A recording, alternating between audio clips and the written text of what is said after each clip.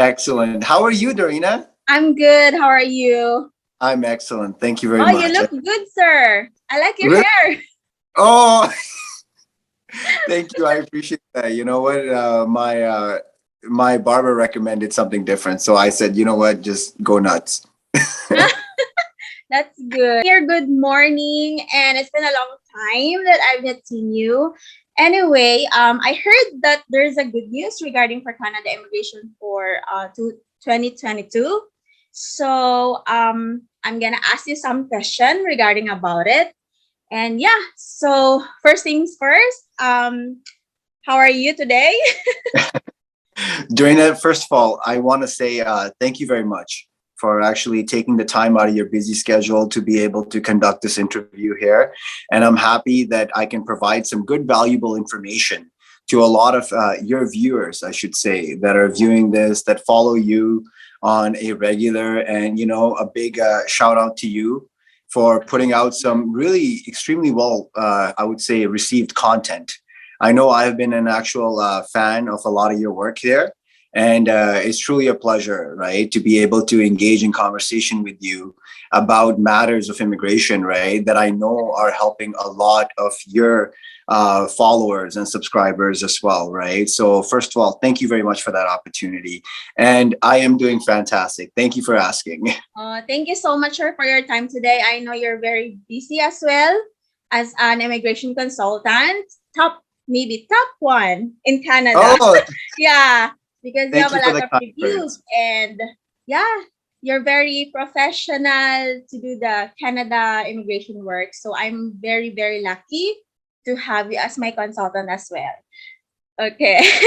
Thank you, Dorina. Much appreciated. It's truly my pleasure, actually, to be Yeah. able to work with you as well and to be able to assist you in this process, right? But yes. Yeah. Okay, sir, tell me about the Canada immigration target for 2022. So now the Canadian government has set a target for the upcoming years, right? For 2022, the target that the Canadian federal government has set at is around 411,000. Wow. Uh, yes. Newcomers coming into Canada. Now, these are all through various streams, right? They could be express entry streams or different federal related programs using what do you call assessment tools and so forth, and variances as well in provincial requirements, right? To be able to assist a significant labor shortage that I believe that Canada has been experiencing over the past, I would say, 2 years. A lot of it has to do with COVID as well. It has impacted a lot in the immigration flow, but the targets are set and they are, I should say, ready to actually, you know, the prospect is looking, I would, very optimistic for the upcoming future of 2022 here. And we're excited to help a lot of our clients out, get things ready. I know for a fact that COVID, of course, had, let's be very real about this, impacted a lot of processing requirements. You know, the government has had to, what do you call, course correct, as I Yeah. should say, or shift their strategy in terms of how they will actually carry forward achieving the targets that they have set by Immigration Canada. So maneuvering those strategies and so forth and putting forward objectives, right? While at the same time managing a lot of the embassies outside of Canada as well to be able to engage in processing and so forth has been, I should say, like I give kudos to the government for still pushing Yeah. forward at a Mhm. time when everything has been so volatile and in flux as well, right? Yeah, I know. And sir, I receive a lot of messages like they're gonna ask me like what are the top five in demand jobs in Canada? I would say, truly speaking, from experience here, some of the basic, like the basic positions, right, that we're seeing immigrate, I should say, to Canada, have been food service supervisors, food counter attendants, and I'll touch upon that a little bit later on, right?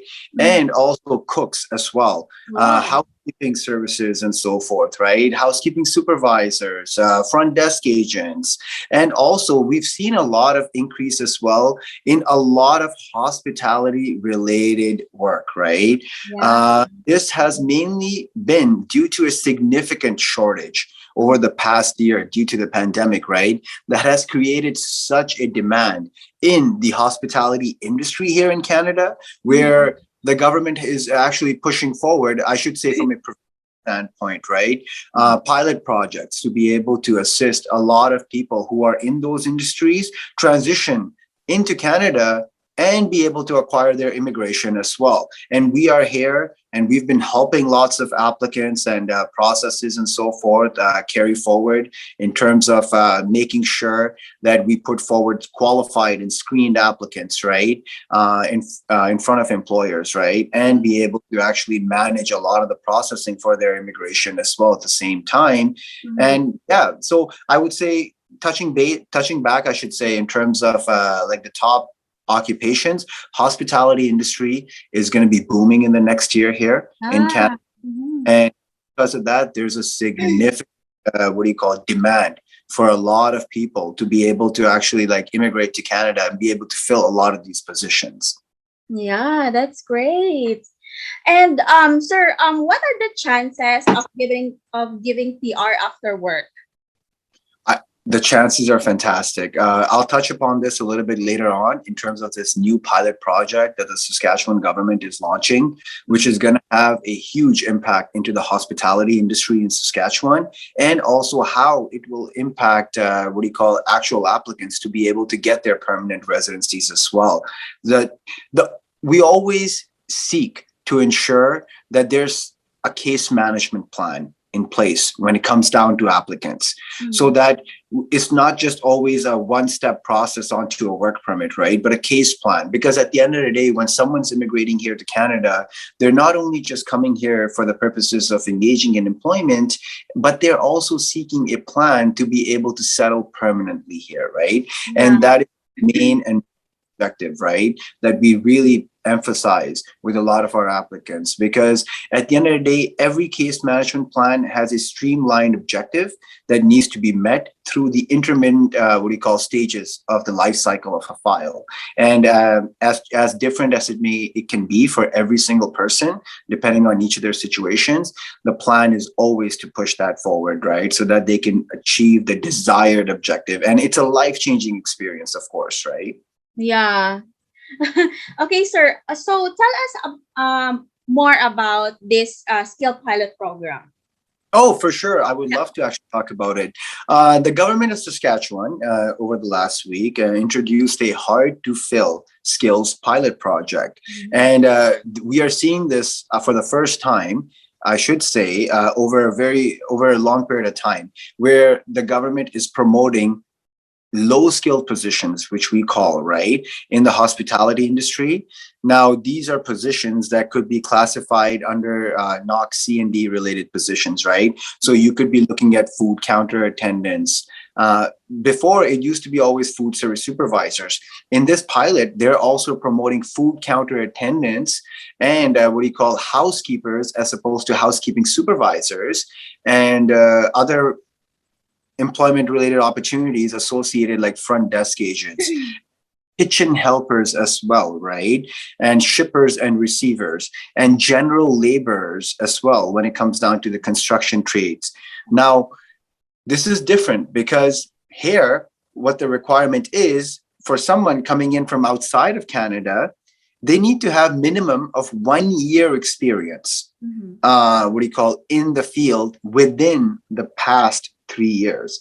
So if you exceed that 3 year requirement where you have that 1 year experience past the 3 years, then you're not going to be eligible. However, if in the past 3 years you are working, let's say you're working at at a cashier at a fast food franchise, or you're working as a server at a restaurant or a hotel within the past 3 years, and you've worked full time for a minimum of 1 year, and you are able to, of course, complete your English assessment as well, which is the IELTS, that then we Immigration Depot can help you out and actually put forward a strong case and get your case management plan reviewed and submit it and get things completed for you and assist you in terms of being able to, not only secure employment, but also transition you in the case management plan to be able to get your permanent residency as well under this stream, which I think is a valuable target for a lot of people, because I know in the past, right, applicants have not been able to achieve a lot of these goals by immigrating immigrating to Canada, I should say, right, because they haven't held management related positions in the past, right? So this actually opens a door for a wide array of applicants, right, that are thinking of making that change, that are thinking of taking a step forward in a positive direction and moving to Canada with the skill set that they have, and being able to come here and also being able to get their immigration completed here through this hard skill pilot project. Now, the objective would be, of course, right, that we would, of course, assist them not only with employment, we would assist them also with their nomination processes, and then subsequently as well, all their federal requirements and their permanent residency as well under this pilot, because they will be nominated by the province of Saskatchewan to be able to actually put forward applications for permanent residency under this pilot. Oh, that's great. Certainly. And you know what? I'll be happy to actually email you a list of the occupations that we'll be looking at. So you can actually post that as well at the end of the interview here. So that, a lot of your viewers are able to see some of those occupations. The eligibility criteria is very simple, right? Minimum 1 year experience and being able to complete the IELTS assessment, right? And then the rest will take it away from there. Yeah, that's great. That's great news. So, sir, I have last question. Since you remember last time in my last vlog that there's a scammer, which is the one who used my photos, and they told everybody that they are not my immigration consultant. So, question is, how the applicants can reach you or reach Immigration Depot to apply this new skill program? Of course. You know what? That was actually when it was brought to my attention. We had advised the regulatory body as well in terms of that. So then, of course, reached out to that person, right? It was very unfortunate that they were trying to imitate a lot of the processes and successes that we've, engaged with, right? But I would say if your viewers are trying to reach out to us, the best thing to do is to, of course, reach out to us either through our Facebook page there by sending us a message, or they can actually even email us, right? And you can share my email at the end of this interview here, because that's the best way to communicate at this point in time. And because we do receive lots of applications, and I want to make sure we give all of our clients, right, the attention that they require, right? And so they can certainly reach us through email, and I'd be more than happy. And please, they can certainly reach out to us also by checking out our website and acquire a lot of information from there as well, eh? Yeah.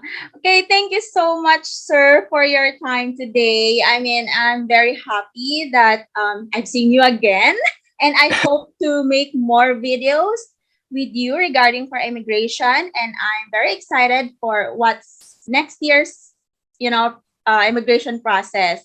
And I know that you're very happy to help to other people, especially Filipinos, because most of our clients are Filipinos. So yeah, I'm very excited to work with you soon. Truly, it's my pleasure. And thank you very much for taking the time to interview me, Dorina. It's always a pleasure to see you. Yeah. Thank you so much, sir, and have a good day. My pleasure. Have a good day as well. Take care. Thank you. Bye-bye. Bye.